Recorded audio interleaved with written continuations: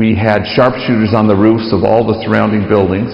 We had sharpshooters inside the building in the rafters aimed at the homies. I have no idea what they thought these guys would do to this woman, but they were sure prepared. And about 2 weeks before the visit, we were told we could only have 50 people part of this out of my 300 workers.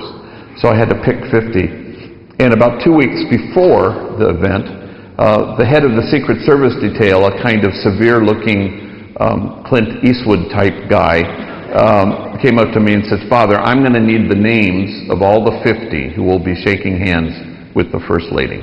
I'm going to need their birth dates. I'm going to need their Social Security numbers." So we decided to declare undocumented worker day off day on that day. You guys come back on the following day if that would be okay.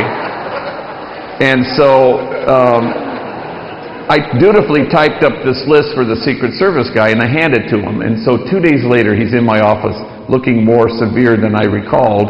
And he said, "Whoa, yeah, Father, these people have records," he says to me. Like this news might come as a surprise to me, you know. And I said, "Well, at Homeboy Industries, it's sort of the idea, you know." And so we had to negotiate, especially 2 guys who the Secret Service thought their resumes were too long, you know. So then finally they said yes. It took a lot to get yes out of them. So the visit went off without a hitch and everybody was quite thrilled and felt good about themselves that the wife of the President of the United States deemed to visit us. Well, 3 months later I get a phone call from the White House from a staffer of the First Lady. And she says, "Mrs. Bush is having a conference, a national conference at Howard University in Washington, D.C. and called Helping America's Youth. And she would like you to be a keynote at it." And I said, "I'd be honored to." "Oh, by the way," she says, "Mrs. Bush would like you to bring 3 homies with you." Now, whether the First Lady of the United States actually used the H word, I can't be certain. And then she said, afterwards, a select group of participants, though not everybody, but a select group of them, will be invited into the White House for dinner. Now, certainly crooks have resided in this house. But this may well be the first time gang members have ever stepped foot in it. So out of my 300 workers, I picked 3 of the most menacing looking gang members I could find just to mess with the White House a little bit. Who would blame me? So I invited Gus, Gabriel, and Herbie, and I call them in and I say, "Look, you guys are going to the White House for dinner, so you cannot wear size 85 waist Dickies, you know? So we got to go get you some suits." So we went to Men's Warehouse, of course. You know, you're going to like the way you look. I guarantee it. Well, that guy wasn't there, but so we go to the one in Burbank, and I swear to you, every single solitary salesperson rushes us at the door as if to say, "Now, how may I help the 3 of you walk out of our store as quickly as possible?" I said, "Well, they're going to be needing 3 suits. They're going to the White House for dinner." And the guy, "Yeah, right, sure." So he dispatches these guys into dressing rooms, and I'm out there picking through ties.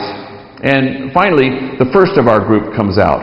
Gabriel is in a perfectly fitted light gray suit. He's standing in front of a 6-sided mirror, staring at himself with his mouth wide open. He can't believe he's in a suit.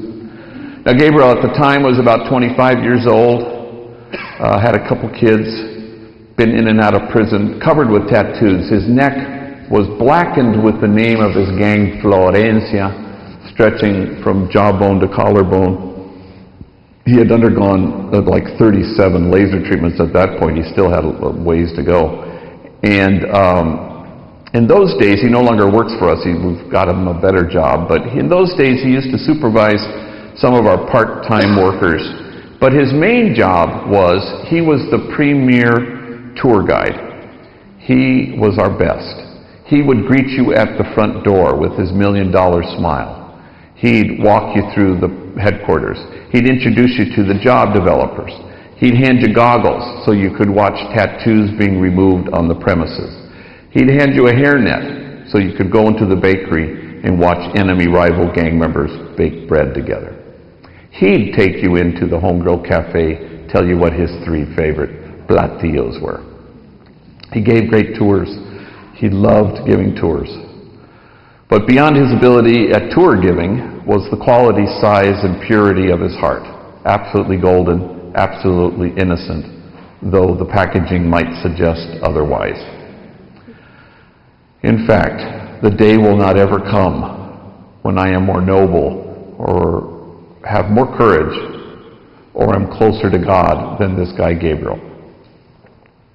So I walk up to him and I tap him on his shoulder and I say, "Are you okay?" And he doesn't take his eyes off the guy in the mirror and he says, "Damn, gee, I'm already pinching myself." Like you can't believe he's in a suit, can't believe he's headed to the White House. Well, I bought the tickets months in advance, but then 2 weeks we were close to leaving. I don't know what compelled me, but I called Gabriel in. I sat him down. "Hey, did you ask permission of your parole officer to go to Washington, D.C.? He goes, "Of course I did." I go, "Phew, I'm just checking." "Yeah, she said no." I go, "Gabriel, when were you going to get around to telling me this?" "Well, I wasn't going to tell you. I was afraid you wouldn't let me go." Like a little kid, and I go, "Mijo, we got to do this the right way. What's her number?" And he's sitting there. I call this woman. I give her the spiel. Conference, Howard University, First Lady, suits, dinner, White House. And she says, "Nope. High control. High control parolee," which you can imagine requires a certain kind of higher vigilance. I said, "Could I speak to your supervisor?" So she transfers me. I do the spiel one more time. And the guy says, "No way. This is a high control parolee." Is there somebody like a notch above you? And so he sends me to the notch guy, and I give the spiel one more time, and the guy says, "Let me be really clear with you. This guy is not leaving the state of California. He is a high control parolee." And they all seem to be having a really bad case of, "And Gabriel, who exactly did you think you were that you get to go to the White House?" Well, faxes, emails, phone calls from the Department of Justice, from the White House, and the day before we're scheduled to go, finally parole gives this guy permission to go. We were going to go anyway, but I find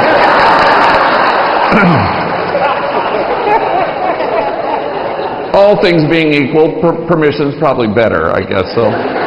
So anyway, the day of our departure was a Tuesday, and it was early morning darkness, and the homies were all late, as they always are. So it put us in bumper-to-bumper traffic heading to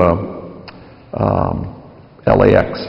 And I turned to nobody in particular. "Hey, did all you guys remember to bring your IDs?" Calladitos. Silence. A lone voice from the back seat. "Shit. We have to go back and get Gus's ID." We went to my brother's, we stayed at my brother and his wife's house in Washington, D.C. We flew on a Tuesday, did the touristy things Tuesday, Wednesday. But Thursday was the day of the suits, the day of the conference, the day of the White House, the day of the dinner. And it was then that we discovered in the early morning darkness of Thursday morning that apparently Gabriel on Tuesday morning, as he was running to my car with his bag over one shoulder and his Men's Warehouse suit covered in plastic, open at the bottom, and the movement apparently jostled the pants, and they slithered off the hanger, and they fell somewhere unbeknownst to him on the sidewalk or in the gutter. And some homeless man is liking the way he looks, I guarantee it. And so throughout my brother's house in the early morning I can hear, "I don't got no pants." And thank God for my sister-in-law. She jerry-rigged a pair of my brother's pants. He looked fine. Nobody noticed. So the conference is over, and the 4 of us walk into the White House. 3 gang members, suits, ties, and tattoos. And their butlers walking down the halls with trays of long-stemmed glasses of white wine, and the homies are snatching those puppies as quickly as they can. And we go into the blue room and the green room and the red room and all those different colored rooms, and every room has a little string quartet and a little brass combo, elegant. And the gold room is where the food is, and it's the most magnificent array of food I've ever seen in my life. Absolutely gourmet. I went back like 8 times, Rack of lamb, perfection. Salmon the size of Wisconsin, Pasta, salads, every imaginable food. I'm standing there with Gabriel, and he eyeballs these white potatoes cut lengthwise with a hole carefully bored out in the middle, stuffed with caviar and a sprig of chive. Gabriel pops that sucker in his mouth.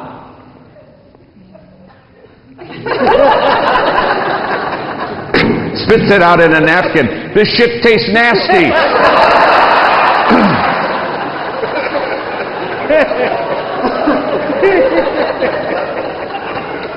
To the teachers among us, he was not using his inside voice at the time.